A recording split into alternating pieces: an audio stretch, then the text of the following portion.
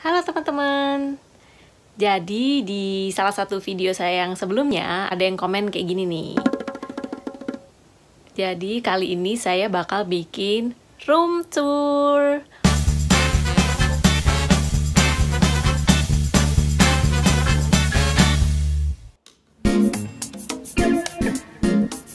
Selamat datang di kamar saya. Jadi apartemen saya ini termasuk model 1K. 1K alias artinya satu kamar yang dilengkapi dengan 1K atau kitchen. Nah, ini adalah kitchen dari kamar saya.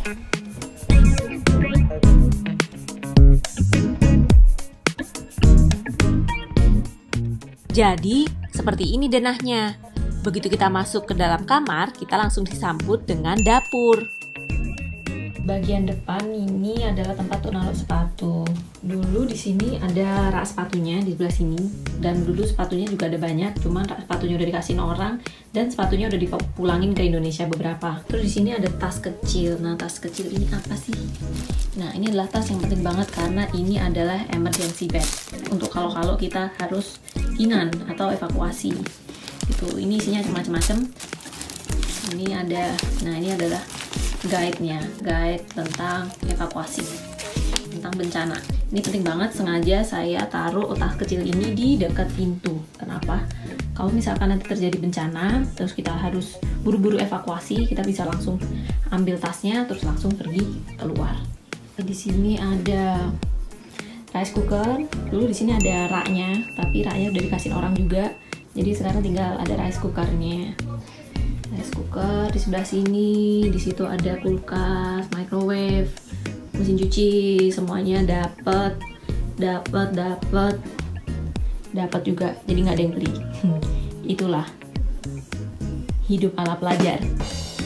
Nah, sekarang kita mulai dari bagian kitchen. Ini kitchennya. Dan salah satu hal yang bikin saya semakin senang sama apartemen ini adalah karena dia punya sistem kitchen kayak gini. Ini namanya sistem kitchen ya kalau di Jepang. Nggak semua apartemen punya sistem kitchen. Enaknya di apartemen ini tuh udah ada ini. Jadi kita nggak perlu beli kompor. Ini sengaja saya lapisin ini aluminium foil. Jadi biar kalau nyiprat jatuhnya di sini. Bersihnya gampang karena nggak usah dibersihin. Ya udah dibuang aja ininya. Kita beli lagi. Ini belinya di toko 100 yen, jadi nggak terlalu mahal. Terus selain itu ada grillnya juga di sini. Lengkap deh. Terus ya ini exhaustnya di sini. Exhaustnya ini ada lapisannya. Ini ada pelapisnya. Ini juga harusnya diganti. Cuman karena kita sudah mau move out, jadi nggak saya ganti. Terus ini tempat saya naruh cutlery, tempat alat-alat masak. Terus di bawah sini tuh ada laci-laci. Yang ini untuk sendok-sendok, cuman sendok-sendoknya udah pada dikasihin orang. Terus di sini juga ada lemari untuk naruh barang-barang, bahan-bahan makanan di situ. Terus di sini tempat saya naruh panci dan segala macem. Tapi sekarang udah mulai kosong ya, tinggal satu panci Indomie buat bertahan hidup dan pemanas air di situ. Terus di bawah sini adalah supply. Jadi supply taruh di sini, pembersih segala macem. Terus di pintunya sini ini ada tempat, jadi nih ditaruhnya gini, tempat naruh pisau. Ini sinknya, saya suka karena sinknya ini tergolong besar. Banyak apartemen di Jepang yang sinknya tuh kecil, tapi ini sinknya tuh besar. Jadi saya bisa naruhin ini nih untuk mengeringkan juga, untuk mengeringkan. Nah, terus di sebelah sini tuh ada mesin cuci. Ini mesin cuci saya. Terus di sini saya nyimpan laundry bag di sini. Laundry bag itu gunanya untuk apa? Ada di video saya sebelumnya. Terus itu ada gantungan baju. Jadi kalau habis nyuci udah selesai, terus langsung digantung di sini, terus dibawa ke beranda buat dijemur. Terus ini ada supply. Gitu. Nah, di sebelah sini ini adalah pojok sampah. Nah, bahas persampahan di Jepang ini menarik. Tapi nanti kita bahas di video yang lain ya. Terus ini ada microwave di sini. Microwave itu kalau di Jepang penting banget. Terus ini kulkas. Nah, ini di samping kulkas nih saya taruh pembagian sampahnya. Misah-misahinnya nanti gampang. Ini plastik mau saya naruh plastik supply. Karena sudah mau pindahan, dapurnya jadi sepi. Padahal dulu banyak barangnya, kayak gini. Nah, yang sebelah sini adalah kamar mandi.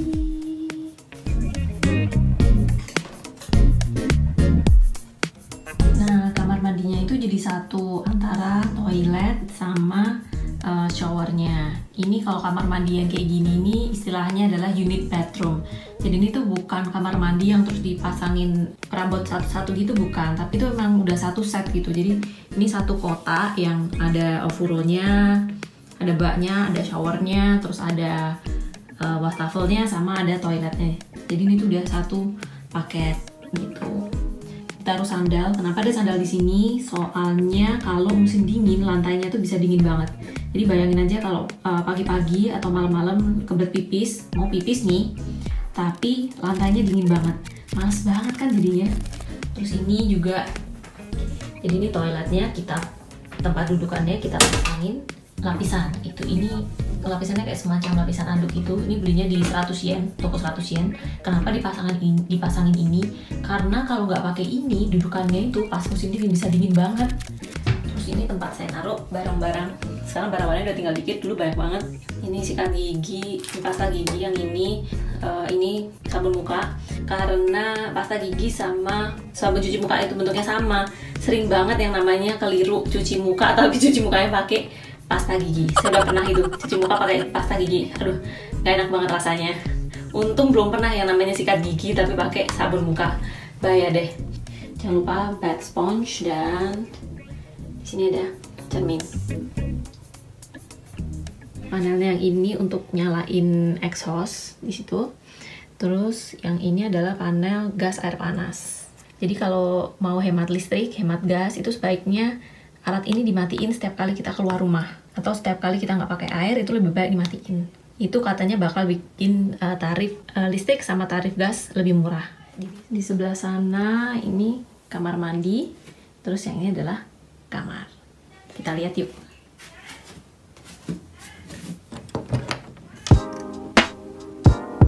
Ini adalah kamar yang sudah nemenin perjuangan saya selama 3 tahun di Jepang. Karena yang 1 tahun kan saya di dorm, jadi selama 3 tahun saya menetap di kamar ini.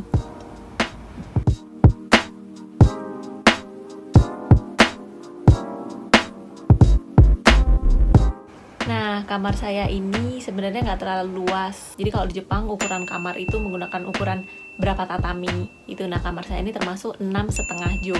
Ada juga yang lebar sampai 8 jo gitu. Tergantung model apartemennya masing-masing. Nah, sekarang kita ke sisi istirahat, sisi tempat tidur. Ini bed saya. Tidak seperti orang Jepang yang biasanya tidur bantalnya 1, saya punya bantal 1, 2, dan 3. Dan saya punya 1 bantal yang kecil. Ini sebenarnya bantalnya agak memanjang gitu. Yang ini fungsinya sebenarnya adalah guling. Terus di sini saya taruh buku yang biasanya dibaca sehari-hari. Handphone juga biasanya saya taruh di sebelah sini. Terus ini ada remote selalu saya taruh sini. Kalau musim dingin atau musim panas biasanya remote AC juga saya taruh sini. Karena sebelum tidur pasti AC dimatiin dulu. AC sebagai pendingin maupun AC sebagai penghangat biasanya saya matiin sebelum tidur. Jadi biasanya kalau mau istirahat, mau tidur tuh mesti nonton TV dulu gitu. Terus pakai remote-nya kita bisa nonton Netflix, channel Disney, terus ada Hulu juga. Kita juga bisa lihat Prime Video gitu. Tapi kalau lagi bosen, kita bisa nonton saluran TV Jepang juga. Terus kalau ngantuk ya udah deh, matiin terus tidur. Matiin lampunya pakai remote, jadi nggak rempong. Matiin. Ini juga ada mode timernya di sini, cuman saya nggak pernah pakai mode timer. Tapi ini praktis banget, jadi kita nggak perlu bangkit karena pencahatan lampunya tuh ada di sana tuh, di deket pintu, kan jauh banget tuh. Tapi kalau ada ini, jadinya nggak perlu kemana-mana, taruh aja di samping bed gitu. Terus di sebelah sini tuh tempat sholat. Terus ini jendela. Bagian yang paling saya sukain dari apartemen ini adalah jendela yang lebar kayak gini. Nah, terus ini kalau keluar, ini kuncinya ada di sini, ini dibuka. Ini tutup, buka. Ini adalah beranda.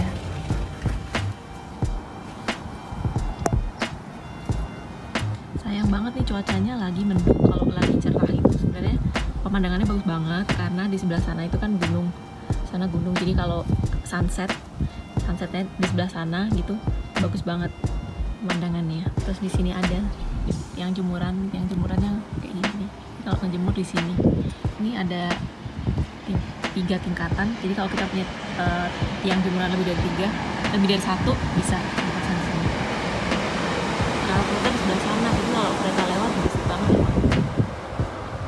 Sebelah sana itu rel kereta Hangkil, deket banget. Kalau kereta lewat emang berisik banget.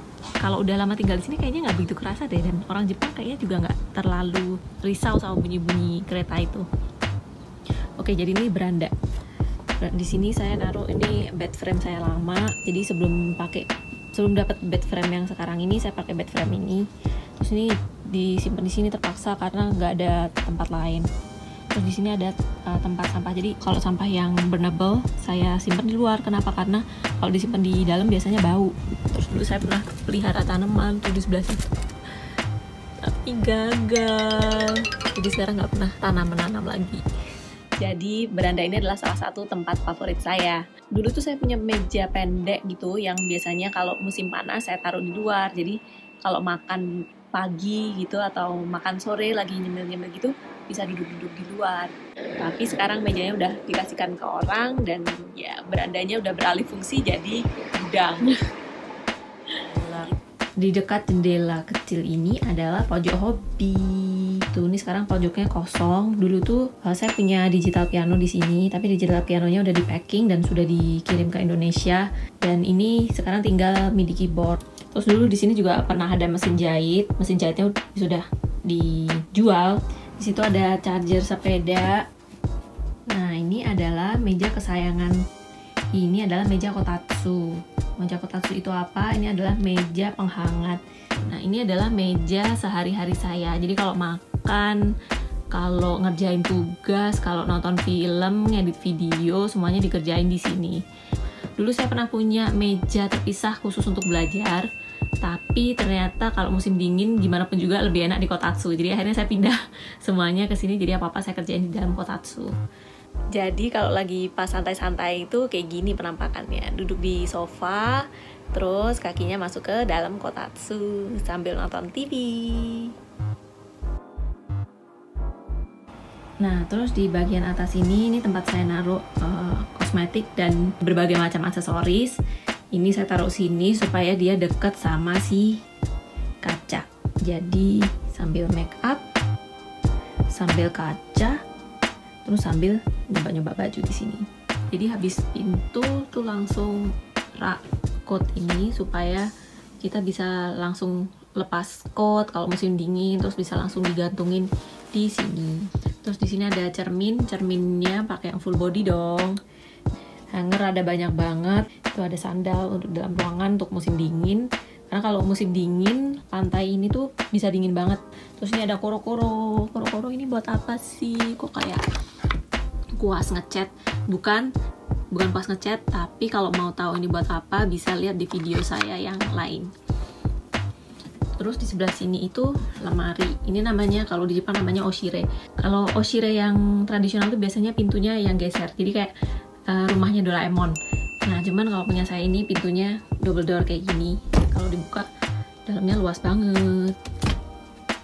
Gede banget. Tada! Isinya baju. Terus di atas sana tuh juga ada storage-nya. Ini dulu di sini tuh ada rak-raknya gitu untuk naruh baju. Terus di sini yang seperti tadi saya bilang ada gantungannya. Jadi ada gantungin baju juga di dalam sini sama rak gitu. Jadi muat banyak banget sebenarnya. Nah, modelnya kayak gini nih. Jadi ada rak-rak yang dimasukin ke dalam oshire. Jadi dia jadi muat banyak. Luas banget. Jadi sekarang terjawab sudah kenapa kok Doraemon itu bisa tinggal di dalam oshire. Karena oshire di Jepang itu emang gede-gede banget kayak gini. Jadi kamar saya ini sering banget mengalami perubahan. Karena saya seneng banget yang namanya ngehias-hias kamar gitu, ganti-ganti layout kamar. Dan saya orangnya cepet bosen. Jadi kayaknya setiap 6 bulan sekali suasana kamar itu harus diganti.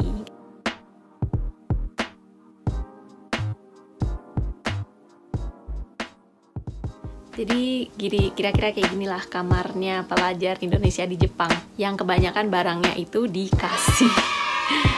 Hampir jarang banget barang yang saya punya itu yang saya beli sendiri. Semuanya antara dikasih atau beli second. Namanya juga pelajar ya. Dan disitulah saya ngerasain pentingnya kekeluargaan antar sesama pelajar Indonesia di Jepang gitu. Jadi setiap kali ada senior yang lulus, biasanya nanti seniornya akan menghibahkan barang-barangnya mereka yang masih bisa bermanfaat buat junior-juniornya, dan itu sangat membantu banget. Jadi biasanya kalau di Jepang itu, kalau kita pindah ke apartemen, itu biasanya apartemennya tuh kosong, nggak ada furniturnya sama sekali. Nah, itulah pentingnya kita buat ngumpulin furniture dari para senior-senior. Jadi selain itu meringankan beban para senior yang mau pulang, karena nggak perlu buang, itu juga bisa membantu para junior biar nggak perlu menghabiskan uang banyak untuk belanja furniture. Jadi uangnya bisa disimpan untuk keperluan yang lain gitu. Nah, kira-kira kayak gitu guys penampakan gubuk sederhana saya. Sama sekali nggak mewah, yang penting nyaman. Terima kasih sudah menonton video ini. Jangan lupa klik like, subscribe, dan tinggalkan komenmu ya. Sampai jumpa di video berikutnya. See ya!